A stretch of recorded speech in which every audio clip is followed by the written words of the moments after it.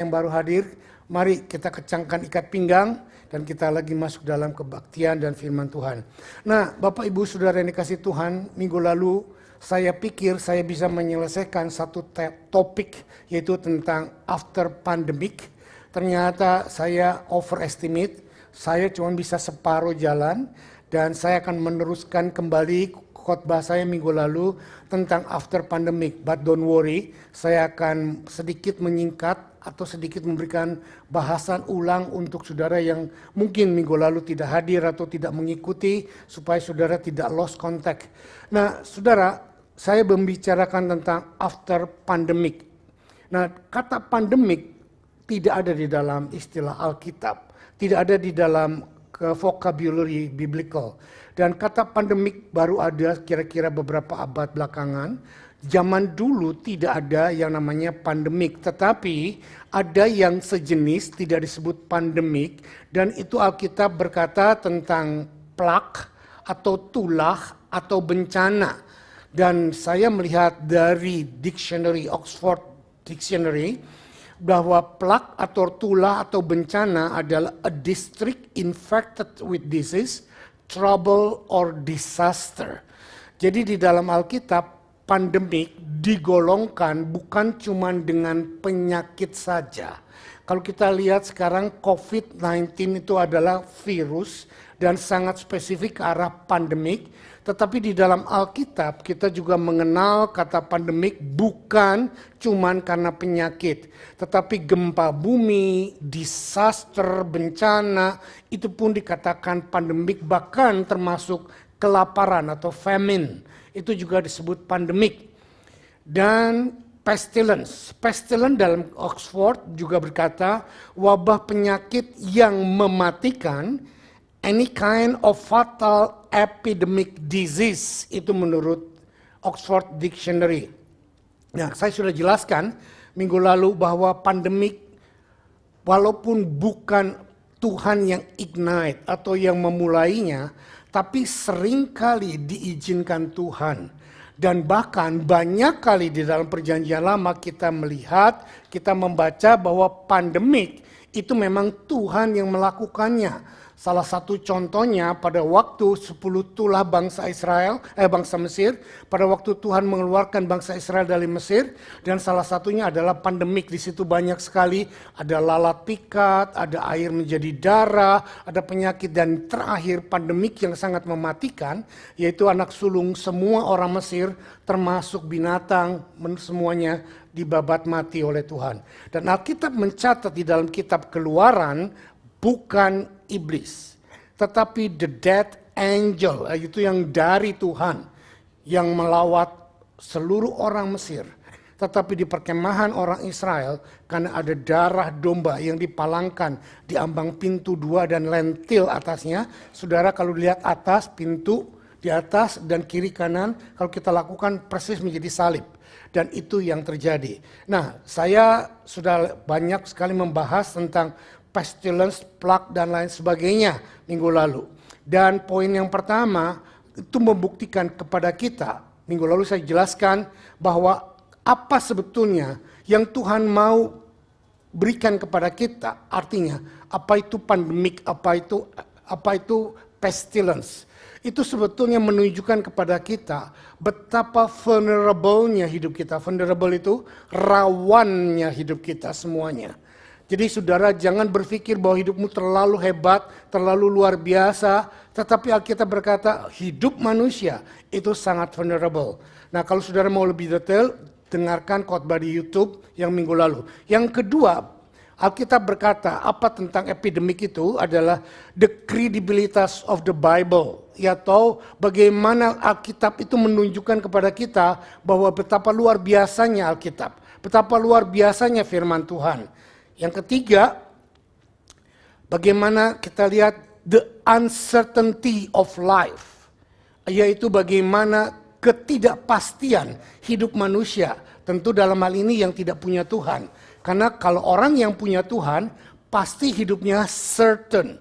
Orang yang tidak punya Tuhan, mereka tanya mau kemana habis kematian, mereka nggak tahu mau kemana. Dan bahkan dalam hidup ini mereka juga nggak tahu apa yang akan terjadi. The uncertainty of life. Dan yang terakhir, kemarin minggu lalu saya tutup, bagaimana the sufficiency of Jesus Christ. Bagaimana kelayakan, kedaulatan daripada di dalam Yesus Kristus. Dan saya sedikit mau mengulang di sini bagaimana sufficiency of Jesus Christ. Dalam Yohanes 16 ayat yang ke-33 ada di sana. Dikatakan, semuanya itu kukatakan kepada kamu, supaya kamu beroleh damai sejahtera dalam aku. Dalam dunia kamu menderita penganiayaan, tetapi kuatkanlah hatimu, aku telah mengalahkan dunia.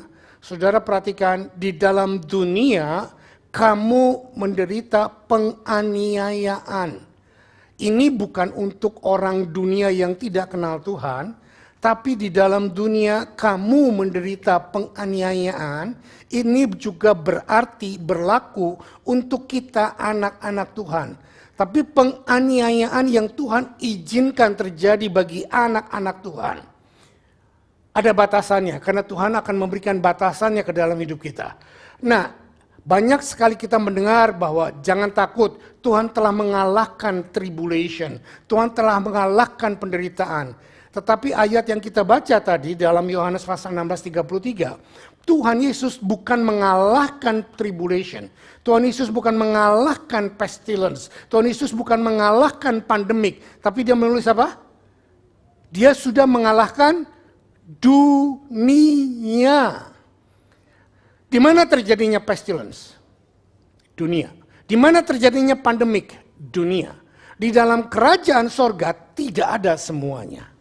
Tetapi saudara jangan takut, banyak orang yang panik dengan pandemik, banyak orang yang panik dengan masa depan dan lain sebagainya. Tetapi jelas Tuhan berkata, hei David, jangan takut dengan apa yang terjadi pandemik. Hei David, jangan takut terjadi apa yang akan datang dengan antikris, dengan segala stek-tek bengek orang-orang yang berbuat jahat. Ada persekongkolan orang-orang yang super kaya mau membunuh manusia dan lain sebagainya. Saya katakan, don't worry about that. God knows everything. Because God said in these words, I have overcome the world. Bukan cuma tribulation. Tribulation mah kecil. Jadi kalau ada banyak anak Tuhan yang sutris, bahasa Jawa saya keluar, stres. Menghadapi keadaan yang uncertainty, om bisnis kalut, om penyakit semakin bertambah. Om sekarang di Singapura, di Amerika, di Eropa ada third wave, datang wabah yang lebih kebal lagi. Gimana? Don't worry about that. Loh kan kenyataannya banyak orang benar juga mati Pak. Benar, kalau engkau kena, anak-anak Tuhan yang benar mati, itu memang sudah waktunya mati. Dan mati adalah kemuliaan dalam hidup kita, amin. So what? Jangan sewot. God has overcome the tribulation. Kalau Anda betul-betul genuine punya iman yang benar di hadapan Tuhan, tribulation, pandemik, pestilence, tulah, persoalan pekerjaan, persoalan politik, shaking uncertainty your life, saudara akan merasa kuat karena Tuhan bersama dengan engkau. Amin. Saya tidak menjanjikan bahwa kalau engkau hidup benar di dalam Tuhan, engkau akan terhindar dari semuanya itu. Minggu lalu saya sudah bahas, saya sudah katakan, ada banyak anak-anak Tuhan yang tidak layak kena masalah, tetapi karena mereka ada hidup di dalam dunia dan mereka kena imbas masalah. Contoh, pada waktu Tuhan melakukan atau mengizinkan bangsa Israel dijajah untuk di Babilonia selama 70 tahun, itu adalah atas kerusakan bangsa Israel. Dan Tuhan mendatangkan tulah atas mereka sampai bait Allahnya sendiri pun diporak-porandakan, dihancurkan. Tetapi ada banyak orang-orang yang hidup benar, yang tidak berbuat dosa, tapi kena imbas bahkan dijual menjadi budak di Babilonia. Salah satunya adalah Sadrak, Mesa, Abednego, dan Daniel. Jadi ada dari zaman dulu ada orang-orang yang benar, kena imbas dari pestilence yang Tuhan datangkan. Dan jangan berkata, oh Tuhan gak adil, oh Tuhan kau begitu. Kalau ada lagi pendeta yang berkata, kalau lu hidup benar lu gak kena dampak, siapa bilang? Kalau Tuhan sudah izinkan kita kena dampak, Tuhan punya kasih karunia khusus untuk kita mengatasinya. Contohnya lihat Daniel, Sadrak, Mesa, Abednego, Yusuf dan lain sebagainya. Hamba-hamba Tuhan yang Tuhan izinkan melalui terdampar dengan masalah yang dia tidak buat. Tetapi ada ekstra kasih karunia Tuhan menyertai. Daniel, Sadrak, Mesa, Abednego diberikan karunia apa? 10 kali lebih pandai dari orang-orang paling pandai di negeri Ur-Kasdim. Yusuf diberikan apa? Hikmat yang sangat luar biasa yang tidak dimiliki orang-orang pandai di negeri Mesir. Oh saudara, ada kasih karunia, ada kasih karunia. Jadi saya percaya kalau kita diizinkan terdampak dengan masalah COVID kah, dengan masalah apakah, stir up your faith. Kasih karunia, Petrus berkata adalah satu kasih karunia yang besar.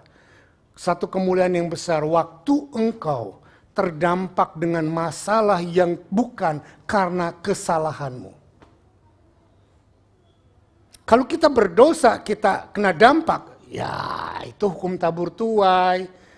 Tetapi kalau kita hidup benar, tetapi kita kena dampak yang tidak benar, itu namanya big grace.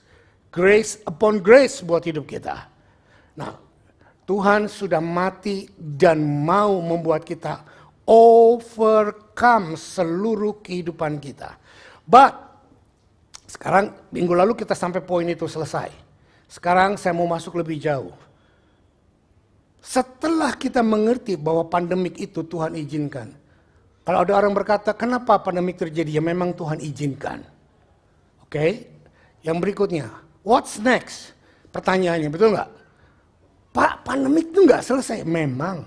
Siapa bilang pandemik akan selesai? Saya udah jelaskan minggu lalu. Bahwa makin hari, makin jauh, makin kedatangan Tuhan semakin dekat, pandemik akan semakin intens dan semakin banyak penyakit-penyakit yang aneh akan terjadi melanda bumi. But lagi-lagi jangan takut. Karena kita punya Tuhan yang sudah mengalahkan bumi.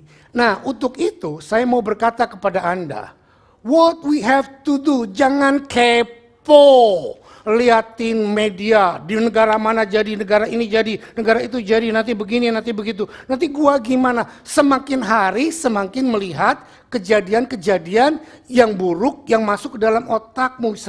Tanpa saudara sadari, saudara sedang meracuni otakmu dengan berita-berita yang buruk. Baca Alkitab kagak ngerti, ngantuk, tapi baca berita semakin exciting, semakin dirangsang adrenalinnya karena wah, gua mesti jaga-jaga nih, gua mesti begini, gua mesti begitu. Saudara dengar baik-baik. Dijaga apapun, kalau pandemik itu yang dari Tuhan, siapa yang bisa cegah? Gak ada. Yang bisa cegah cuma darah Yesus. Amin. So, peliharalah imanmu. Jangan makin lemah imanmu karena terfokus kepada persoalan. Prioritas utama dalam hidup kita menghadapi uncertainty of life, menghadapi pandemik, menghadapi sebentar lagi bahaya antikris. Saya mau berkata, jangan takut. Saya mau declare di depan kalian. Enggak peduli kalian mau percaya pre-trip, mid-trip, post-trip. Buat saya, rapture pasti terjadi sebelum antikris datang. Minggu lalu saya sudah katakan, rapture apa syaratnya? Tidak ada, cuma satu, iman. Iman yang benar di dalam Tuhan. Itu syaratnya rapture. Dan tanda-tanda rapture tidak ada. At any time bisa terjadi. Jadi jangan takut. Sebab itu jangan tanya, Pak kapan rapture terjadi? Kapan antikris terjadi? Yang Anda harus fokuskan sekarang adalah kepada kerohanianmu. Jangan kepo tentang dunia politik, Bill Gates begini, ini begitu. Tetapi mari kita lihat, persiapkan dirimu. Ini yang saya mau fokuskan. After pandemic, what we should do. Kita buka sekarang 2 Tawarikh 20 ayat 8 sampai 13. Kita belajar dari Salomo. Kita lihat 2 Tawarikh 20 ayat 8 sampai 13. Lalu mereka mendiami tanah itu dan mendirikan bagimu tempat kudus untuk namamu, kata mereka. Ayat 9. Bila sesuatu malapetaka menimpa kami, yakni pedang, penghukuman, penyakit sampar atau kelaparan, kami akan berdiri di muka rumah ini di hadapanmu karena namamu tinggal di dalam rumah ini, dan kami akan berseru kepadamu dalam kesesakan kami sampai engkau mendengar dan menyelamatkan. Apa yang terjadi? Bangsa Israel masuk tanah perjanjian dan Salomo membangun bait Allah. Pada waktu selesai Salomo membangun bait Allah, Salomo berdoa kepada Tuhan dan berkata, bila sesuatu pandemik, plague, malapetaka, epidemik, pestilence, yakni pedang, penghukuman, penyakit sampar atau kelaparan, kami akan lari jauh daripadamu. Amin. Apa yang dia katakan? Kami akan sembunyi di rumah kami, di bawah ranjang, di bawah selimut. Amin. Kami akan gemetar ketakutan. Kami nggak berani ke gereja. Amin. Apa yang kita katakan? Kami akan hadir di dalam rumahmu. Dengar ini. Kami akan hadir ibadah. Kami akan hadir dalam persekutuan-persekutuan. Bukan menghindari karena takut. Are you with me? Tetapi bukan cuma sekedar hadir. Apa yang dikatakan? Kami akan hadir di rumahmu dan berseru, berdoa. Hey, doa sendiri di rumah penting. Tapi doa korporat di gereja lebih penting. Are you with me? Jadi bukan kalau ada pandemi, kalau ada masalah, kalau ada persoalan, kami berbondong-bondong tidak ke gereja karena takut dan lain sebagainya. Prayer is never went wrong when you don't know what to do. Are you with me? When you don't know what to do. Yes, of course, saya nggak memaksa kalau sudah dalam keadaan nggak enak badan, lagi sakit, lagi baru melahirkan atau apa. Memang ada persoalan yang tidak bisa hadir. Ya, stay at home. Itu sebabnya kita sekarang tetap memakai dua cara, online dan onsite, untuk bisa memenuhi kebutuhan Anda. Tetapi Anda yang nggak punya reason untuk stay at home hanya karena takut, sorry saya mau berkata, bertobatlah. Kerajaan surga sudah dekat. Kita nggak perlu takut dengan hal-hal yang terjadi di sekitar kita. Belum diancam, lu kalau ke gereja gua bunuh, kata-kata ke penguasa. Nggak pada yang datang, gereja kosong. Pendetanya sendiri yang ada di gereja dibunuh lah. Saudara lihat, when you don't know what to do, bukan ketakutan, bukan dengerin berita, bukan lihat digital platform, bukan semua digede-gedein. Tetapi cari Tuhan. Nah, itu baru pandemik. Sekarang lihat ancamannya ya. Ayat 10. Sekarang lihatlah Bani Amon dan Moab dan orang dari pegunungan Seir ini, ketika orang Israel datang dari tanah Mesir, engkau melarang mereka memasuki negerinya, oleh sebab itu mereka menjauhinya dan tidak memusnahkannya. Ayat 11. Lihatlah, sebagai pembalasan mereka datang mengusir kami dari tanah milik yang telah engkau wariskan kepada kami. Ya Allah kami, tidakkah engkau akan menghukum mereka, karena kami tidak mempunyai kekuatan untuk menghadapi laskar yang besar ini, yang datang menyerang kami. Kami tidak tahu apa yang harus kami lakukan, tetapi apa? Mata kami tertuju kepada Facebook. Mata kami tertuju kepada berita-berita online. Mata kami tertuju kepada news. Amin. Mata kami tertuju kepada mu. Fasten your seat belt. Baca Alkitab, dengarkan khotbah-khotbah yang membangun. Jangan gampang cari firman di Alkitab. Wah, hamba-hamba Tuhan juga banyak yang aneh-aneh di dalam digital platform. Jangan dengarkan yang seperti itu. Dengarkan yang betul-betul yang membangun kehidupan Anda. Bahkan tentang akhir zaman pun terlalu banyak pendeta yang membahas akhir zaman dari sudut yang sangat menakutkan. Sehingga bukan membangun jemaat, bahkan membuat jemaat menjadi ketakutan. Apa yang dibuat menjadi ketakutan, dengar baik-baik, itu bukan dari Tuhan. Firman Tuhan berkata, Roh Tuhan tidak memberikan roh yang menakutkan atau membuat kegentaran, tapi yang sound mind, bahkan kegairahan dan joy, kekuatan yang dari Tuhan. Saudara, pada waktu bangsa Israel sudah mendiami tempat yang dia rebut dari orang-orang Kanaan, orang Hewit dan lain sebagainya, baru beberapa tahun orang-orang yang lama, yang pemilik tanah lama, marah dan menyerang mereka, mau membunuh mereka, dan mereka nggak punya kekuatan. Kan dengar, bangsa Israel bukan bangsa yang jago berperang. Dan mereka nggak tahu mesti buat apa. Kembali mereka lari kepada Tuhan. Hey, dengar baik-baik. When you don't know what to do, especially for now and for the future, jangan tanya orang hebat, jangan tanya political hebat. Tapi go to God and come to your knees and ask God. Amin. Amin. Yang pertama, waktu engkau tidak tahu apa yang terjadi setelah pandemik. Siapa yang bakal tahu setelah pandemik ini apa yang akan terjadi? Ada yang third wave, ada fourth wave, ada fifth wave. Apapun yang terjadi, come to your knees and pray. Amen. Promise me? Amen. Promise me? Oke, yang kedua. Apa yang harus kita kerjakan setelah pandemik? Pandemik ini sudah dengar baik. Saya setuju dengan pendapat banyak orang yang berkata, virus ini tidak akan hilang. Akan menjadi seperti influenza atau flu yang akan bersama dengan kita. Dan karena nanti daya tahan tubuh kita menjadi kuat, maka COVID-19 sama dengan orang kena flu haci, minum obat flu, atau itu simptomatis. Saudara, minum obat flu itu tidak menyembuhkan. Dengar baik-baik. Saya farmasi, saya sekolah farmasi, saya sekolah obat. Bahwa minum obat flu tidak menyembuhkan flu. Influenza, flu sama mematikannya dengan COVID. Bahkan menurut research, flu sampai hari ini lebih banyak membunuh orang daripada yang dibunuh oleh COVID. Kenapa kita tidak takut? Karena itu sudah terjadi sekian abad yang lalu dan terus sampai sekarang masih ada. Dan which is saya percaya akan terjadi dengan COVID-19 ini.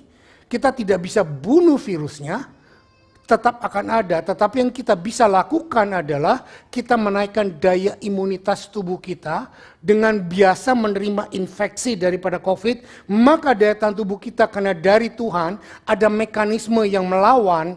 Nah, itu bisa di-booster dengan vaksin dan lain sebagainya. Saya dapat pertanyaan, Pak, bagaimana nanti vaksin yang ketiga, lakukan apa enggak? Saya tidak mau promosi dari sini, mau bicara tidak atau enggak. Buat saya pribadi, saya sudah menetapkan, kalau nanti saya setelah waktu jatuh temponya 6 bulan, which is bulan akhir Januari atau awal Februari, saya akan tes saya punya imunitas dulu. Kalau imunitas tubuh saya masih oke, saya nggak akan ambil booster. Kenapa? Namanya booster, kalau imunitas saya sudah oke, ngapain mesti ambil lagi? Tapi kalau daya tahan imunitas tubuh saya rendah, saya akan ambil booster. Yang mana? Yang mana aja yang bagus, booster. Bingung amat, mau Sinovac, mau Moderna, mau apa. Yang penting yang bagus, yang diakui oleh pemerintah. Jangan bingung, jangan mau ngatur pemerintah. Pemerintah juga gini, Pak, karena nggak ada stok dipakai yang ini. Urusannya dia. Are you with me? Pemerintah Australia juga berubah. Dulu nggak terima Sinovac, sekarang malah Sinovac yang dicari-cari. Enggak, sekarang Sinovac yang dicari. Gitu loh. Dulu orang Indonesia mau kemarin nggak diterima karena vaksinnya Sinovac. Sekarang Sinovac yang dipromosikan. Kenapa? Karena Sinovac katanya diambil dari bibit dari virusnya yang dilemahkan. Which is menurut pelajaran saya yang kuno, saya tahu itulah sebetulnya artinya vaksinasi. Bakteri atau virus yang dilemahkan yang dimasukkan ke kita sehingga merangsang imunitas kita. Nah, katanya Moderna lah, apalagi satunya? Pfizer lah, terus apa lagi? AstraZeneca itu sintetis. Itu bukan virus yang sebenarnya. Whatever. Ada yang bilang, jangan nanti di dalam tubuh kita itu bisa berubah jadi chip Hoflock. Mana bisa cairan di dalam tubuh kita berubah menjadi microchip? Bingung kan, banyak orang dibingungkan dengan hal-hal yang aneh-aneh seperti itu. Makanya saya bilang berdoa dan percaya kepada Tuhan. Yang kedua sekarang, baru 1 poin saya sudah 30 menit. Apa yang harus kita lakukan setelah pandemik, setelah kita berdoa? Sacrificially, serving God and serving other.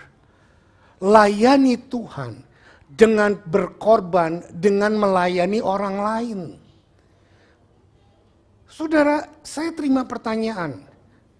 Pak, kenapa ya? Lately dulu saya tuh lapar akan Tuhan, haus akan Tuhan. Sekarang kok saya enggak, Pak? Saya rasanya ayem, puas gitu, seneng, dapat damai sejahtera Tuhan. Saya jawabnya gampang. Karena kamu NATO. Tahu apa NATO? No action, talking only. Disuruh pelayanan, tarsok. Disuruh lakukan ini, enggak. Datang ke gereja terlambat, pulang duluan. Jadi gak ada beban untuk melakukan pelayanan, gak ada beban untuk melakukan sesuatu. Hei, coba lihat, kenapa Anda harus olahraga? Pada waktu olahraga Anda akan lelah, capek, haus, dan pulang lapar, bener gak? When you do exercise, maka metabolisme tubuhmu akan bekerja. When you ministry upon the Lord, maka kamu akan lapar dan haus akan firman. Wah Pak, saya repot. Bisnis saya begini, bisnis saya. Nah, saya bilang, kamu lapar dan haus akan duit. Tapi kamu tidak pernah lapar dan haus akan, lihat dong, orang di sekitar kita pasti akan banyak orang yang membutuhkan pertolongan.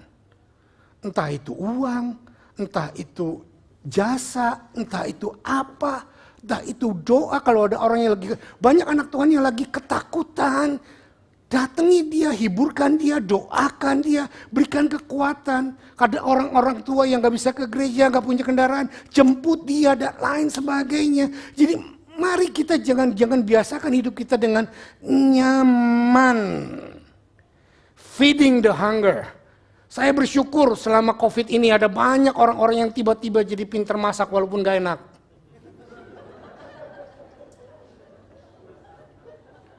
Nggak nyindir, nyikat sungguhan. Yang dulunya nggak pernah ke dapur, sekarang jadi rajin ke dapur, bikin ini, bikin itu, ngirimin ini, ngirimin itu. Kadang-kadang rasanya aduh gitu loh.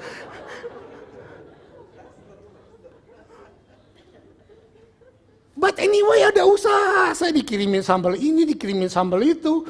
Saya bilang thank you. Walaupun kadang-kadang nggak enak, tapi saya nggak berani bilang nggak enak. Gitu loh. But anyway ada usaha orang itu untuk memperhatikan orang lain. Helping the needed. Amin. Serving Christ by serving other.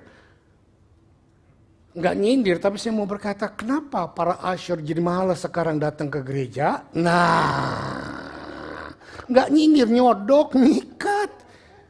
Let's serving God dengan sungguh-sungguh. Para guru sekolah minggu, para yang lain, mari kita layani anak-anak kita. Dengan kasih, dengan lain sebagainya. Ada yang terlalu banyak, aduh saya repot Pak, bisnis saya butuh karyawan, butuh orang. Selama Anda fokus dengan problem Anda akan terfokus di situ. Tapi tanpa Anda sadari, walaupun Anda repot, ada kebutuhan, Anda lakukan orang lain. Dengar baik-baik. Whatever you sow, you will reap. Kebutuhanmu nanti akan dijawab oleh Tuhan. Amin. Kebutuhanmu akan dijawab oleh Tuhan. Serving Christ by serving other. Amin. Bukan Matius 25 ayat 40. Ini bukan teori saya belajar dari Alkitab. Bagaimana caranya mengatasi keboringan, bagaimana caranya mengatasi ketidakmengertian, uncertainty tentang masa depan. Do what you can do. Matius 25 ayat 40 berkata, dan raja itu akan menjawab mereka, aku berkata kepadamu, sesungguhnya segala sesuatu yang kamu lakukan untuk salah seorang dari saudaraku yang paling hina ini, kamu telah melakukannya untuk, amin, amin. Go back again kepada pelayanan yang saudara tinggalkan waktu belum COVID. Jangan sudah keenakan COVID, nggak dulu apa-apa, cuman ke gereja, buka komputer, buka iPad, buka handphone, duduk nongkrong sambil makan kacang, makan proko, popcorn, enak. Saking keenakannya, sampai sudah nggak ada lagi gairah untuk pelayanan. Nggak nyindir, nggak ngeluh, ini cuman lagi ngomong. Kan, what is after pandemic we can do? Layani orang lain. Amin. Amin. Yang ketiga, ini yang gak kalah penting. Count your blessing. Hitung berkatmu. Hitung pemeliharaan Tuhan dalam dirimu. Bukan hitung kerugianmu. Bukan hitung hilangnya karyawanmu. Bukan hitung hilangnya gajimu. Bukan hitung hilangnya semua income-mu. Bukan. Ya it's okay, hitung itu, tapi hitung bagaimana pemeliharaan Tuhan dalam dirimu. Kalau Anda bisa selamat, gak kena COVID, atau kena COVID sembuh, atau sekarang Anda bisa tetap bukan cuma survive, bahkan bisa lebih berhasil dari Tuhan, lebih berhasil karena Tuhan, bukan dari Tuhan. Nah, maka kita bisa mendapatkan sesuatu. Dan ingat, dan ini cara yang baik. Hitung berkatmu satu-satu, ingat semua dan jangan lupa. Hitung semua satu persatu. Itu lagu tahun 40-an. Saudara belum lahir, tapi itu indah sekali. Remember, God bless you. Waktu dulu Anda pernah putus asa. Waktu dulu. Ada satu lagu lama lagi. Waktu Tuhan tolong saya. Waktu Tuhan tolong saya. Saya tersesatlah jika tiada Tuhan. Waktu Tuhan tolong saya. Saya nggak tahan, saya akan menangis kalau ingat itu. Ingat bagaimana Tuhan sembuhkan Anda dari penyakit yang parah.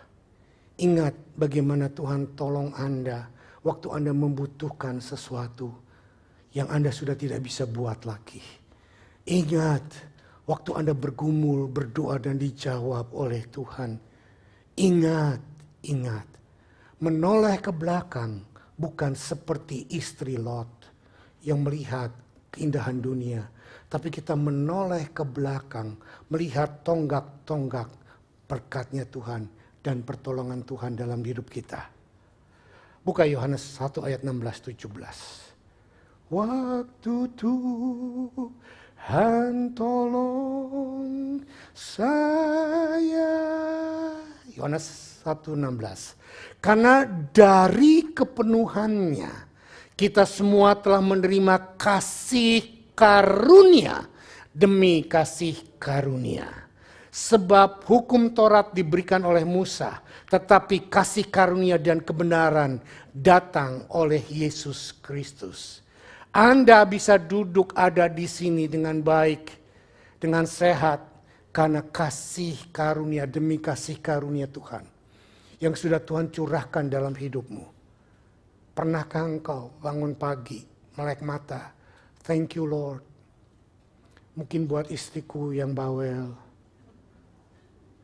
Thank you Lord buat suamiku yang galak. Thank you Lord buat aku diri dandan sekarang ini.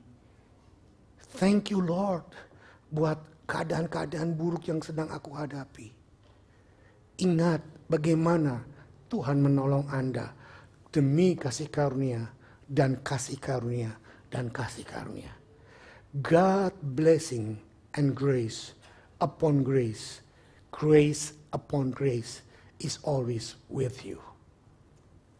Jangan berkata, kalau anugerah Tuhan ada, ngapain gua ngalami seperti ini? Nah, dia lihatnya kepada yang dia sedang hadapi sekarang. Tapi dia nggak pernah lihat bagaimana yang lain yang Tuhan kerjakan.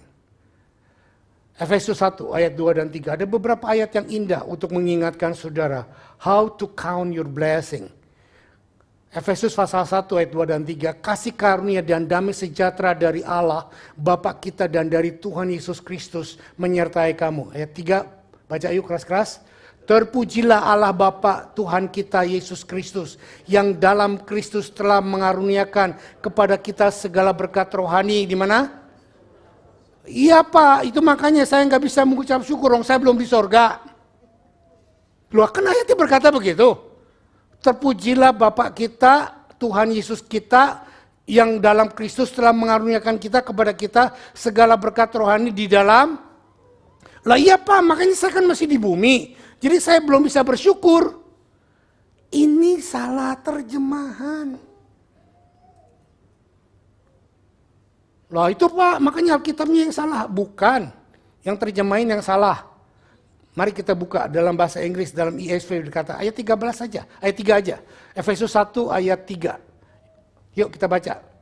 Blessed be the God and the Father of our God Jesus Christ, who has blessed us in Christ with every spiritual blessing in heavenly places. How many heaven we have? Look at places. Are you with me? Terjemahan Indonesia di dalam sorga, tapi terjemahan yang sebenarnya heavenly places. It's not heaven, but heavenly places adalah di mana engkau berada dalam hadirat Tuhan, dan disitulah heavenly places. Are you with me? So you can bring heavenly places to your school. You can bring heavenly places to your bedroom, even to your bathroom, to your toilet. Saya sering dulu berkata, waktu saya ada di Vespa, saya dapat pewahyuan Tuhan yang lebih akurat. Ada orang bilang nggak mungkin hadirat Tuhan hadir di toilet bau. Tuhan nggak sensitif dengan baumu. Yang ada berkata bahwa kalau ilmu nggak mau dibawa ke toilet itu memang benar, karena setan nggak suka yang begitu-begitu. Saudara, tapi lihat, yang saya mau katakan di sini, heavenly places, not literally heaven. Dan jangan tunggu kita masuk surga dulu, baru kita bisa merasakan anugerah Tuhan.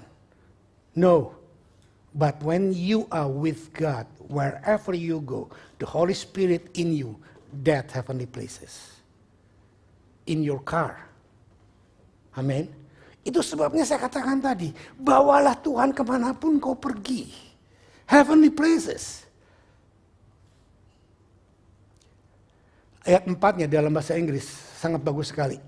Even as He chose us in Him before the foundations of the world, that we should be holy and blameless before Him in love.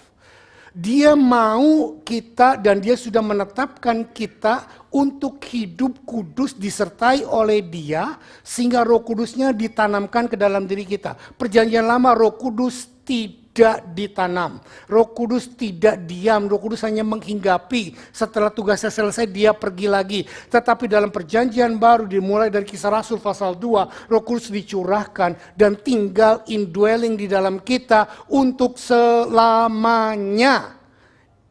Itu pernyataannya. Tapi sebetulnya menurut ayat ini dikatakan sebelum dunia dijadikan, Anda dipilih, dan pada waktu Anda bertobat menerima Yesus Tuhan, Roh Kudus ada di dalammu, regardless engkau bahasa roh atau tidak. Amin. Waktu engkau sungguh-sungguh bertobat, ada Roh Kudus di dalammu. Dan pada waktu engkau sudah sungguh-sungguh bertobat, maka engkau bisa merasakan hadirat Tuhan. Yang berikut, kita lihat, hitung berkat Tuhan, apalagi. 1 Tesalonika 5 ayat 15 dan 16, ayat 18. Saudara bisa ngikuti saya? Saudara bisa mengerti sejauh ini? Oke. 1 Tesalonika 5 ayat 16. Bersukacitalah senantiasa. Pak, boro-boro bisa bersukacita lagi pandemik. Nah, Alkitab berkata bersukacitalah senantiasa. Yes, you can rejoice. Yes, you can joy. Karena joy yang dari Tuhan tidak tergantung pada circumstance. Joy yang dari Tuhan adalah lahir dari dalam. Pada waktu hatimu intim dengan Tuhan, pada waktu Roh Kudus menguasai hidupmu, mungkin engkau dompetmu tinggal $5, tetap bisa rejoice. Mungkin engkau sedang kena redundant, mungkin engkau sedang kena masalah, mungkin engkau sedang di PHK, mungkin engkau sedang mengalami problem di pekerjaan, bosmu lagi nggak karuan nyinyir sama kamu dan berkata, jangan mau, dengar baik-baik. Damai sejahtera yang ada padamu, jangan izinkan dicuri oleh istrimu, oleh suamimu, oleh anakmu, oleh bosmu, oleh pekerjaanmu, oleh sekolahmu, oleh apa saja. Dengar, damai sejahtera, joy yang Tuhan taruh di dalam hatimu tidak bisa dicuri oleh iblis. Senggol kiri kananmu, dengar. Jangan berkata bahwa iblis bisa mencuri sukacita. Enggak. Tetapi kenapa banyak orang yang tidak bisa bersukacita? Karena engkau memberikan sukacitamu kepada dia. Karena sukacitamu hanya terbatas kepada keadaan yang bisa dilihat dan bisa didengar. Pada waktu naik gaji semua orang sukacita, haleluya.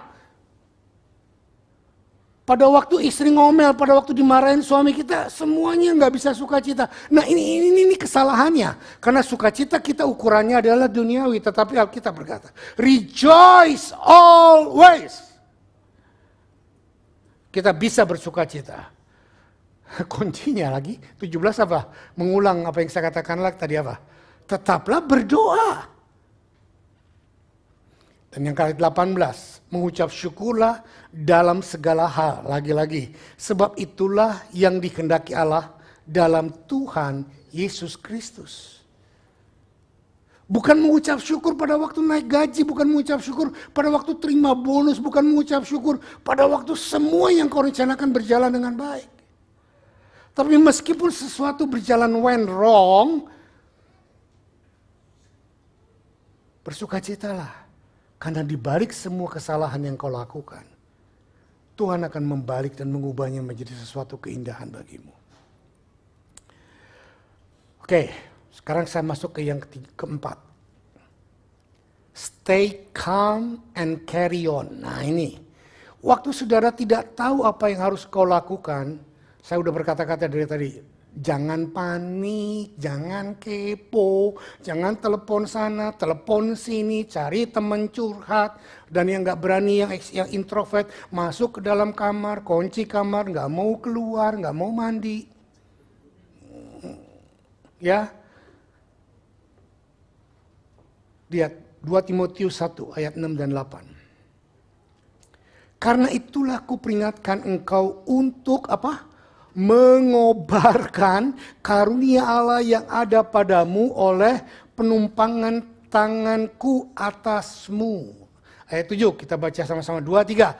Sebab Allah memberikan kepada kita bukan roh ketakutan, melainkan roh yang membangkitkan kekuatan, kasih dan ketertiban.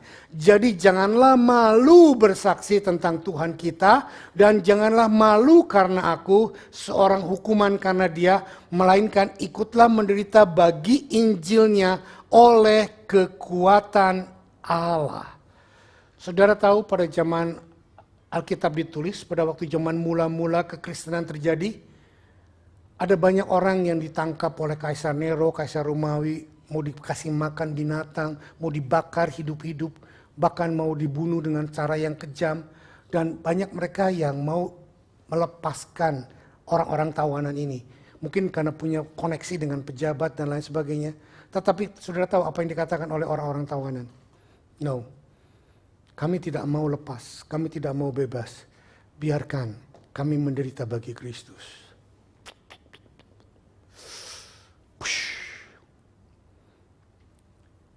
Itulah orang yang punya Tuhan. Itulah orang yang sungguh-sungguh mengerti bahwa hidup dengan Tuhan itu jauh lebih berarti daripada hidup sekarang ini yang menguasai dunia sekalipun. Alkitab berkata, apalah gunanya harta seluruh muka bumi ini engkau peroleh, tapi rohmu binasa, jiwamu binasa. Stay calm and carry on. Lagi-lagi saya katakan carry on. Carry on itu apa? Do what you doing. Mind your business. Amin. Carry on, jangan withdraw. Dan salah satu orang yang stres itu pasti withdraw tandanya. Gak pengen ketemu orang. Saudara, stay in the presence of God. Karena Tuhan tidak memberikan roh ketakutan. Kenapa kita gak berani ketemu orang? Takut. Kenapa kita takut? Karena gak punya keberanian. Kenapa gak punya keberanian? Karena gak punya keyakinan Tuhan menyertai kita. If you have faith that God is with you, even penyakit kusta, penyakit menular apapun, Tuhan Yesus nggak pernah takut. Tuhan Yesus datang ke orang lepra. Tuhan Yesus menjamah orang lepra. Tuhan Yesus mencari orang-orang yang sakit, mencari orang-orang yang terhilang. Stay, carry on. Jangan komplain melulu. Aduh, hidup gue nih begini. Aduh, kayak gini. Baru bayar sedikit, ini udah begini. Ini udah begitu, ini udah begitu.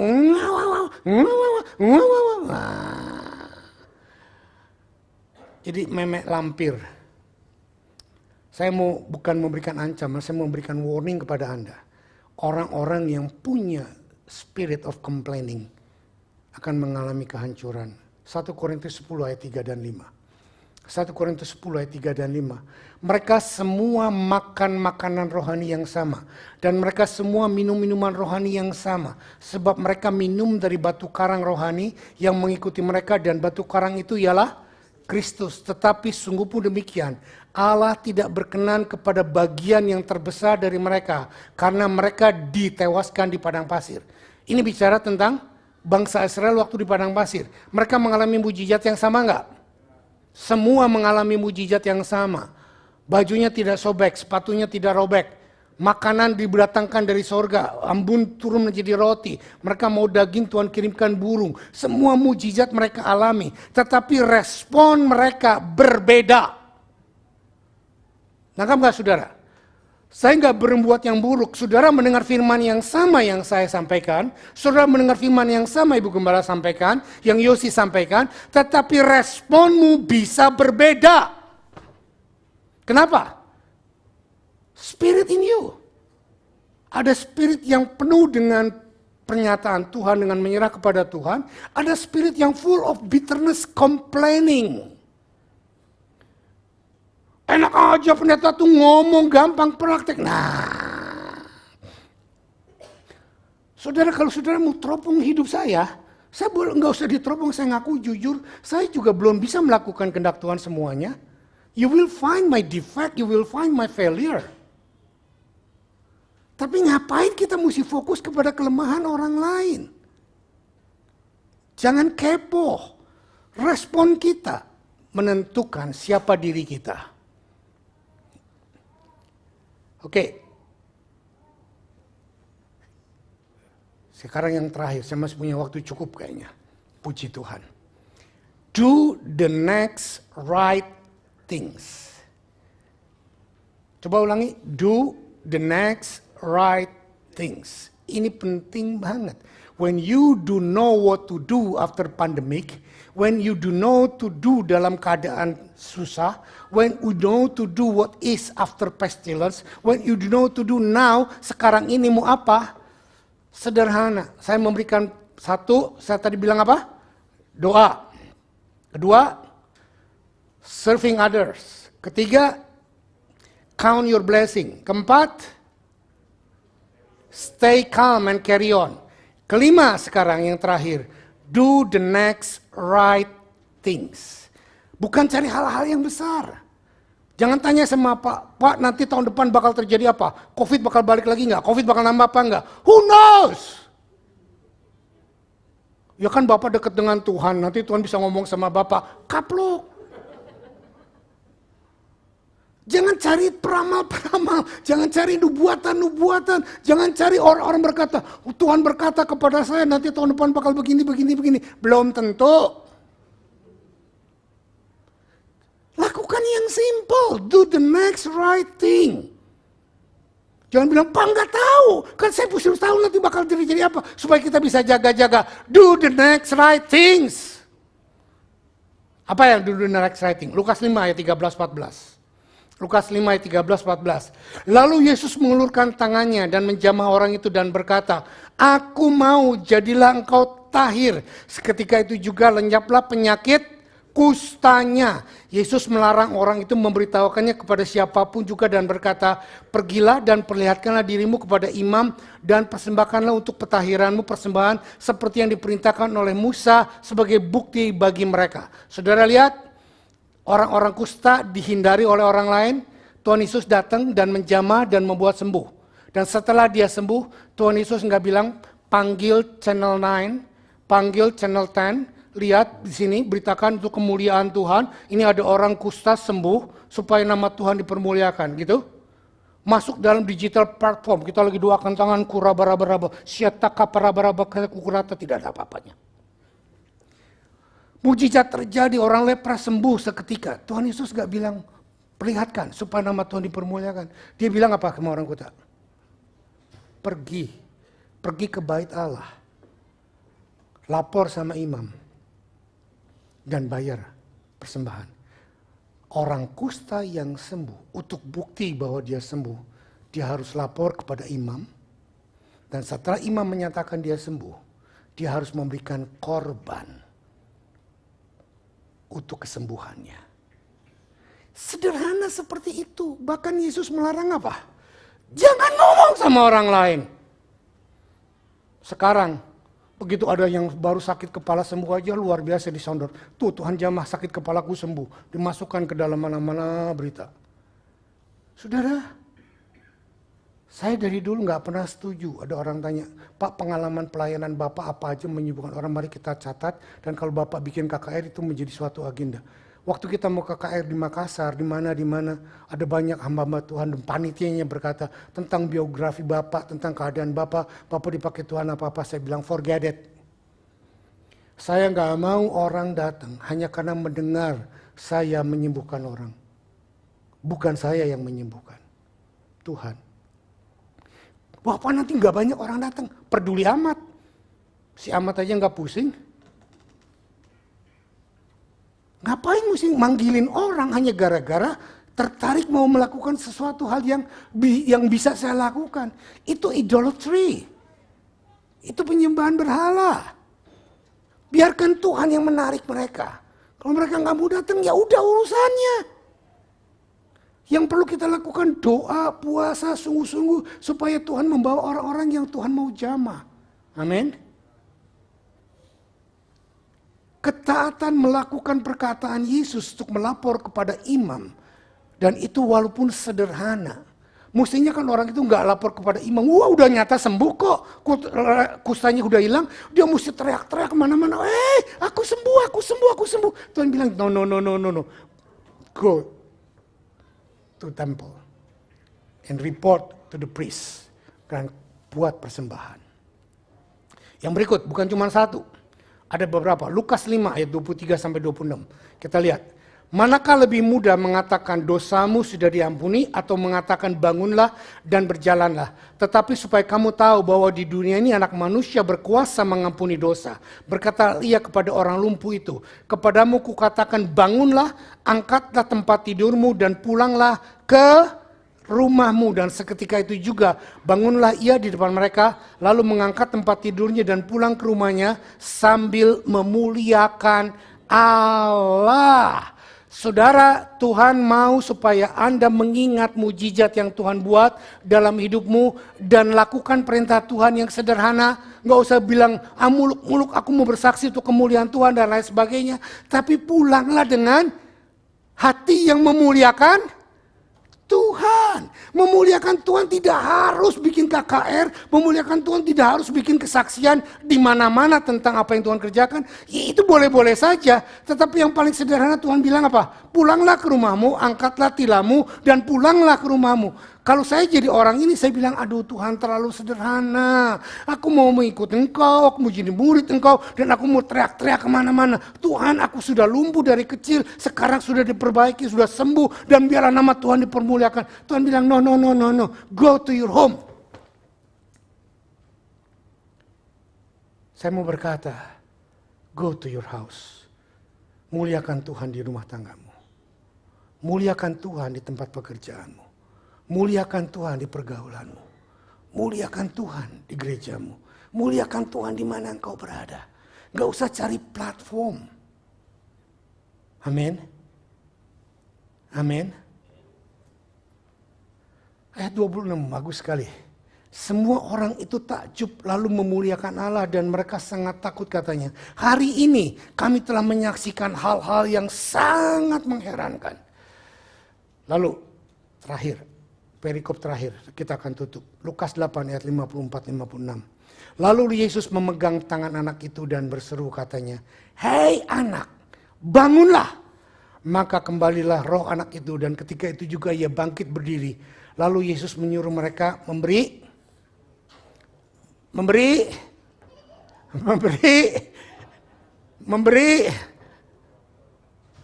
Setelah anak itu mati dan dibangkitkan, Tuhan gak suruh bikin KKR besar. Tuhan gak suruh dia kemana-mana menceritakan Injil.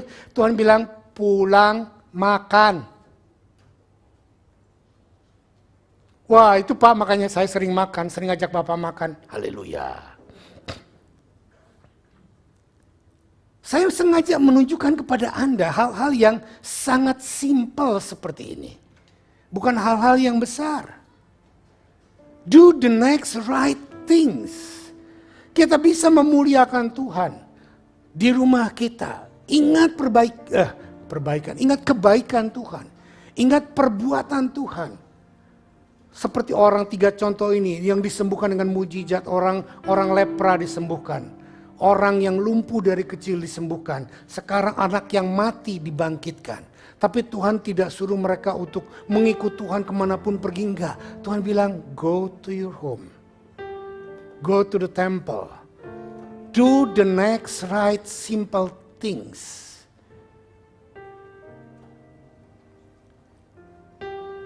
Satu kalimat terakhir sebelum saya kunci.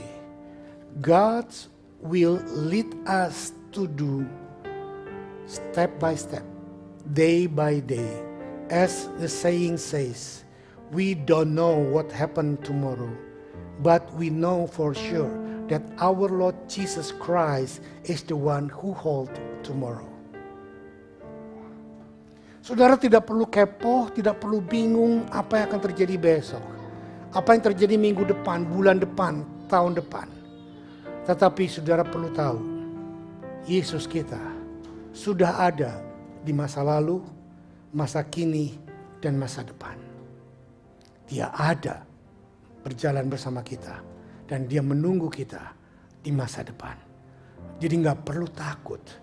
Aduh Pak, bisnis saya kena dampak. Aduh Pak, rumah tangga saya kena dampak. Go, do right the simple things. Amin. Tuhan, hamba sudah selesai menyampaikan what happened after pandemic. Biarlah umat-Mu terus tenang dalam doa kepadamu Tuhan. Menghitung berkat dan kebaikan-Mu Tuhan.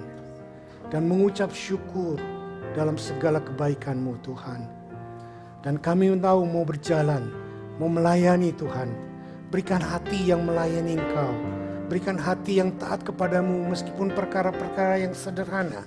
Karena kami tahu Tuhan, di dalam ketaatan kami kepadamu, meskipun itu the very simple things, but there is a power. There is a power. Kami mau patahkan roh-roh yang menekan kami, roh-roh yang membuat kami takut untuk melangkah, roh-roh yang uncertainty, yang vulnerable. Kami percaya Tuhan, kami vulnerable supaya kedaulatan dan kedahsyatan daripada Injil Kristus ada di dalam kami. dan sungguh-sungguh menjadi nyata dalam hidup kami. Bapa, kami serahkan hidup kami, hidup gerejamu, hidup semua anak-anak yang benar di dalam tanganmu. Kami tidak tahu apa yang akan terjadi, third wave, fourth wave, tapi kami tahu satu hal yang jadi, bahwa Engkau ada bersama dengan kami. Kau tidak pernah meninggalkan kami. Dan sebab itu Tuhan, kami mau masuki masa-masa depan, after pandemic, dalam nama Bapa, Anak, dan Roh Kudus. Dalam nama Tuhan Yesus Kristus. Meskipun bisnis kami terdampak, meskipun kesehatan kami terdampak, meskipun mental kami mungkin sedikit terdampak, atau apapun yang sedang terjadi dalam hidup kami mau masuk terus di dalam Engkau. Kami mau tenang di dalam Engkau, karena kami tahu Engkau yang memegang hidup kami. Tuhan, sekarang kami mau mempersekutukan roti ini dengan tubuh-Mu, cawan anggur minuman dengan darah-Mu, untuk benar-benar menjadi makanan dan minuman yang sejati. Sehingga Tuhan, kami boleh berjalan, bergandengan tangan dengan Engkau. Dan apapun yang terjadi hari ini dan masa depan, kami tidak takut. Karena kami punya Engkau bersama dengan kami. Dalam nama Yesus. Silakan bangkit berdiri.